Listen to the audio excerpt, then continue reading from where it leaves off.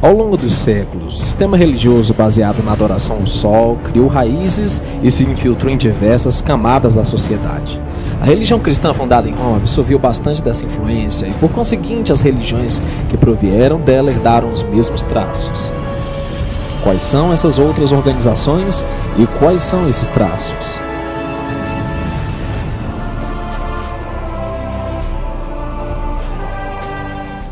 Vimos nas partes anteriores que o culto ao sol, desenvolvido praticamente na Babilônia, espalhou-se por diversas culturas, adquirindo nomes e características diferentes.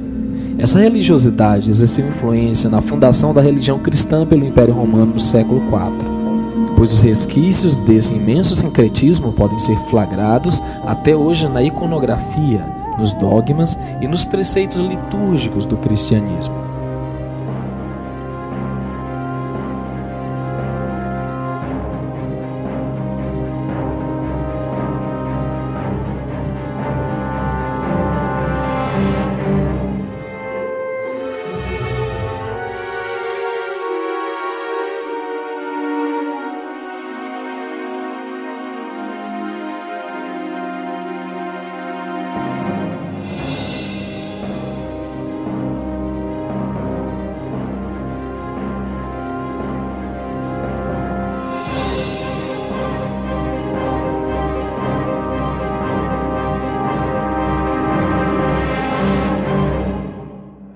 A versão do culto solar que exerceu maior influência em Roma e, consequentemente, na religião cristã do Império Romano foi o mitraísmo.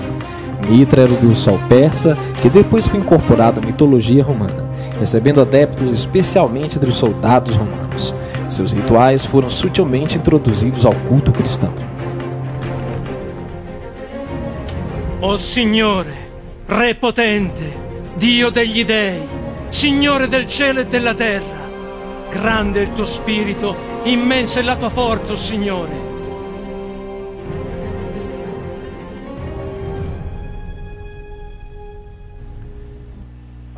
Palavras sagradas, palavras que nos soam de alguma forma familiar. Os fiéis desse ritual acreditavam na vida eterna e no paraíso. Eles recebiam o batismo, adoravam um Deus que nasceu de uma virgem. Tudo muito familiar, não? Tudo isso lembra o cristianismo, mas o que acabamos de ouvir é uma antiga liturgia que foi encontrada num papiro grego do século IV, por fiéis que faziam reuniões no subsolo de Roma.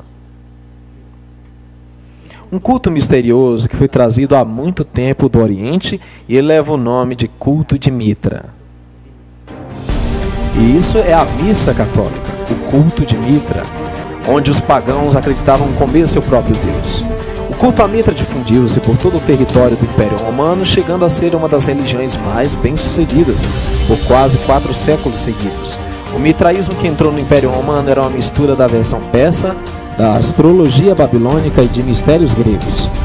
Criaram-se centenas de templos dedicados a esse novo Deus. Alguns historiadores dizem que todo o continente europeu e o Novo Mundo seriam hoje adeptos da fé mitraica se o cristianismo não tivesse emergido. Com o advento do cristianismo, o mitraísmo foi desaparecendo e banido oficialmente em 391 d.C., data em que o imperador Teodósio proibiu todas as religiões diferentes do cristianismo. Mas o cristianismo não conquistou o mitraísmo. Pelo contrário, eles se uniram e alteraram apenas os nomes. As doutrinas, os dias festivos, os rituais e organizações estruturais quase que não mudaram nada. O cristianismo incorporou boa parte das práticas mitraicas, como a liturgia do batismo, da crisma, da eucaristia e da Páscoa.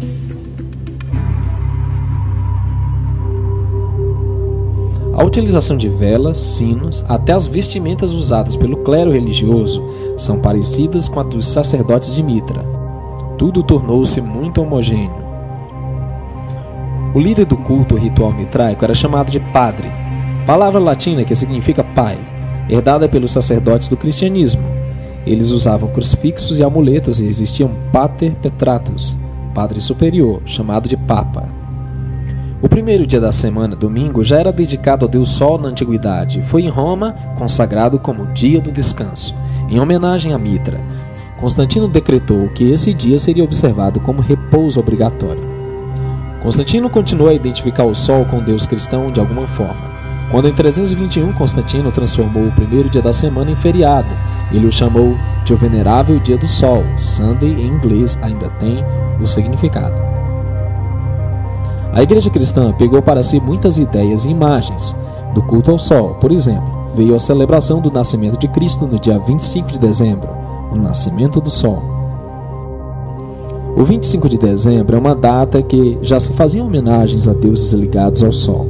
Os povos da Europa pré-cristã tinham uma grande conexão com essa data. O nascimento, portanto, o nascimento de Jesus é celebrado a partir do século IV, do Papa Júlio I, mais ou menos, de Júlio I, por causa do Deus Sol, do Deus Mitra, e por causa das Saturnais do Império Romano. Portanto, havia o grande Deus Sol, com as Saturnais, era o Deus do Império Romano, defensor do Império Romano, Sol. Sabemos que não há evidências de que Jesus nasceu nessa data. O Natal, portanto, foi criado para substituir as comemorações em honra ao Deus Sol. Porém, percebemos que apenas os nomes foram substituídos. Jesus tornou-se o Deus Sol e os costumes continuaram os mesmos. O pinheiro, por exemplo, era um símbolo do Deus Tammuz. Na Babilônia já se usavam pinheiros em homenagem ao Deus Sol Tammuz. No seu aniversário era costume das pessoas pegarem pinheiros, levá-los para dentro de suas casas e enfeitá-los como símbolo do renascimento dele. Hoje, milhões de pessoas nos lares, comércios e instituições religiosas ainda cultivam esse símbolo do Deus Sol.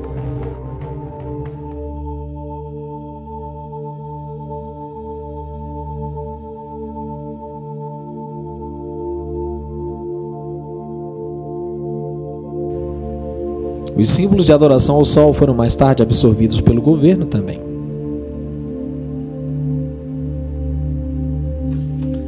Alguns autores, como o Dr. Stanley Moulton, alega que a Estátua da Liberdade é Semiramis, a deusa da Babilônia. O obelisco também está ligado ao culto solar, como este na Praça de São Pedro.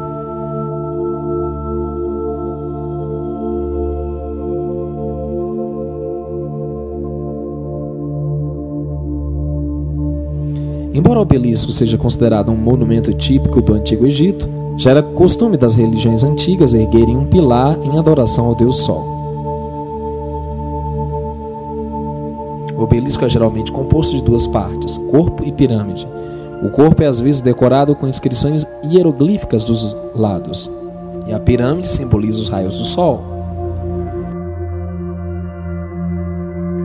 A justificativa que o cristianismo deu para manter o obelisco na Praça de São Pedro é que o monumento estaria simbolizando a vitória do cristianismo sobre o paganismo.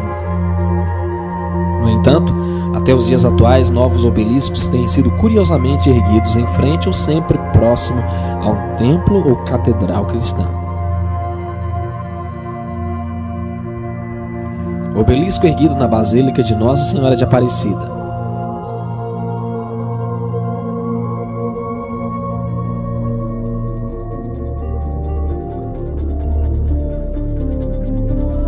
Alguns obeliscos contêm uma cruz no topo, que também é outro símbolo do Deus Sol.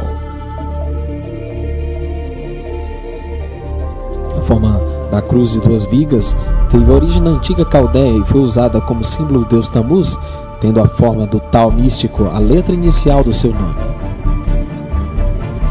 Como o Novo Testamento não fornece detalhes sobre o processo da crucificação de Jesus, existe muita controvérsia se ele foi executado na tradicional cruz de duas traves.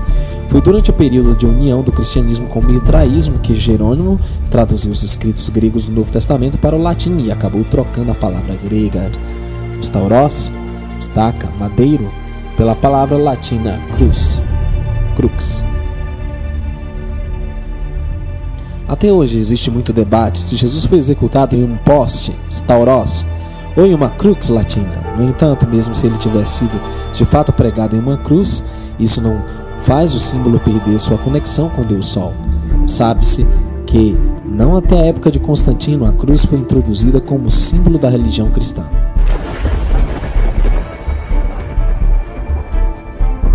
As instituições que se ramificaram da Igreja Romana séculos depois também herdaram essas características semelhantes ao mitraísmo em seus ícones, ritos e sacramentos. Além do crucifixo e do obelisco, essas igrejas carregaram consigo a observância do domingo, o dia do sol, do Natal, da Páscoa e entre outros temas. Denominadas de igrejas protestantes, elas se consideram reformadas e alegam terem se separado da Igreja Romana. No entanto, não completaram sua separação. Essas igrejas se dividiram em milhares de denominações. Igreja Metodista Cristã dos Estados Unidos, Pináculo e Obelisco. Igreja Anglicana de St. Luke, Londres.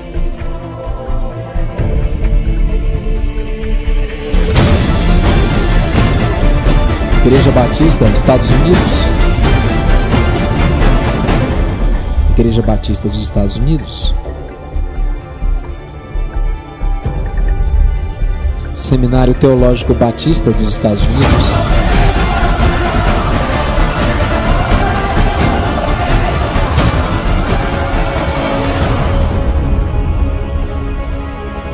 Entre as diversas liturgias e rituais do cristianismo mais semelhantes ao mitraísmo, destaca-se a Eucaristia, ou Santa Ceia, presente na maioria das denominações cristãs, o que corresponde à missa na Igreja Católica. Na vertente romana, os sacerdotes erguem a hóstia, o pão em forma de disco, o sol.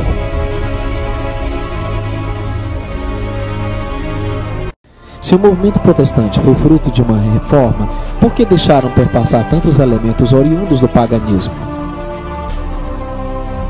Qual é a verdadeira história da reforma?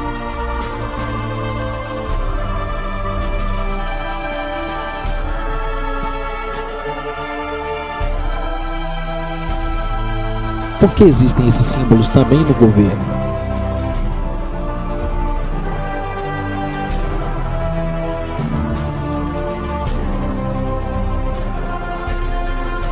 Qual é a relação entre eles?